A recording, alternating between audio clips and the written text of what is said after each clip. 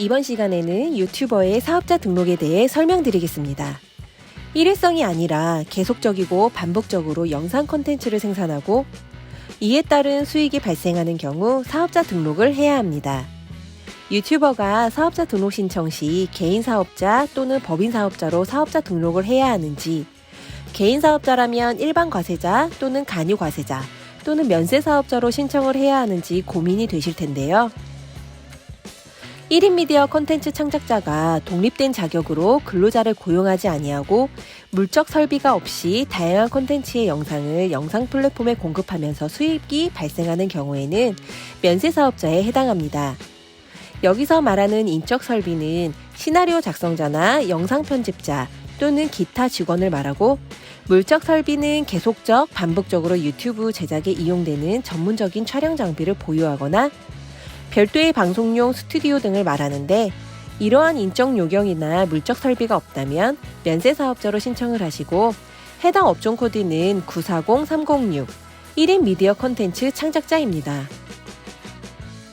그런데 여기서 유의하셔야 할 점은, 면세 사업자의 경우에는 매출 신고 시 매년 2월 10일까지 사업장 현황 신고를 하셔야 하고, 매출이 면세, 즉 부가세를 안 내도 되기 때문에 내가 사업에 관련된 카메라나 조명 등 촬영 장비나 편집 프로그램 구입 비용을 부가세를 포함하여 지출하고 신용카드를 사용하거나 매입 세금 계산서를 받았을 경우 매입세액에 대해 공제를 받을 수 없습니다. 매출에 대한 부가세가 없기 때문에 매입에 대한 부가세 공제도 해줄 수 없다는 게 면세 사업자의 취지이기 때문입니다. 유튜브 채널을 처음 시작할 때는 사업장에 임차나 직원을 고용하지 않고 집에서 혼자 하는 경우가 대부분이지만, 채널이 급격히 성장하게 되면 별도의 사업장이나 시나리오 작성자, 편집자를 고용하게 되는데요. 이렇게 1인 미디어 창작자가 인적 고용 관계 또는 별도의 사업장이나 물적 설비를 갖추고 다양한 콘텐츠의 영상을 영상 플랫폼에 공급하면서 수익이 발생하는 경우 과세 사업자로 신청하시고, 해당 업종 코드는 921505 미디어 콘텐츠 창작업입니다. 과세 사업자는 일반 과세자와 간이 과세자로 구분됩니다.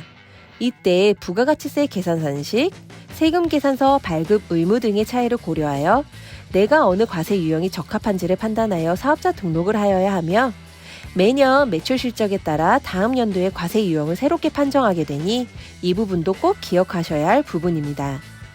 유튜브의 주 수입원은 애드센스 수익입니다. 애드센스 수익은 외화로 입금되어 영세율 요건을 충족시키기 때문에 매출에 대한 부가세가 없습니다. 즉, 일반 과세자로 사업자 등록을 한다면 매출에 대해서는 부가세가 없기 때문에 임차료나 장비 구입 시 지출한 매입에 대한 세액을 환급받을 수 있습니다. 그리고 채널이 성장하여 강연이나 광고 등의 제안으로 상대처에서 세금 계산서 발급을 요청받았을 경우 세금 계산서 발급도 가능합니다. 연매출 8천만 원 미만인 경우 간이 과세자에 해당하며, 간이 과세자의 애드센스 수익만 있을 경우 일반 과세자와 동일하게 매출에 대한 부가세가 없으나 매입세액에 대한 환급이 불가하며, 신규 사업자 및 연매출 4,800만 원 미만 간이 사업자는 세금 계산서 발급이 불가능합니다. 위의 여러 가지 상황을 고려해 보았을 때 어느 정도 매출이 나온다 하면 일반 과세자가 유리하다고 할 수 있습니다.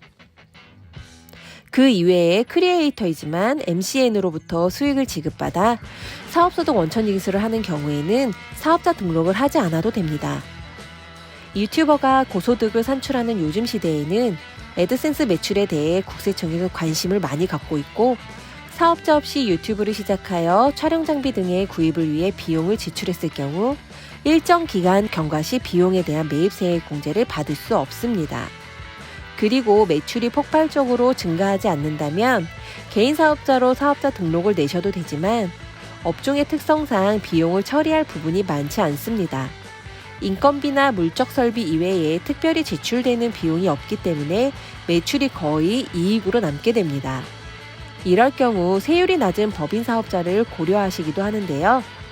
어느 정도의 매출이 발생한다면 법인 설립도 생각해 볼 수 있습니다. 법인을 설립하신다면 대표자는 매월 월급을 받게 되고, 기타 계좌 거래 내역 등을 빠짐없이 장부에 기록하고 신고해야 하기 때문에 대표님들이 모든 자료들을 잘 챙기시고 세무사 사무실에 기장을 맡기셔야 합니다. 고소득 유튜버의 경우 편집자 등의 인적 용역 관계가 형성이 되어 있을 거예요. 3.3%의 사업소득으로 원천 징수를 하는 경우 일정한 금액의 인건비를 지속적으로 1년 이상 지급한다면 사업소득도 퇴직금 대상이 될 수 있고, 정규직으로 등록했을 경우에는 4대 보험 회사 부담금도 사실 만만치 않으나 4대 보험 회사 부담금에 대해 경비 처리와 인건비 지원금 등의 대상이 될 수도 있기 때문에 인건비 처리 시 꼼꼼하게 따져봐야 할 부분입니다.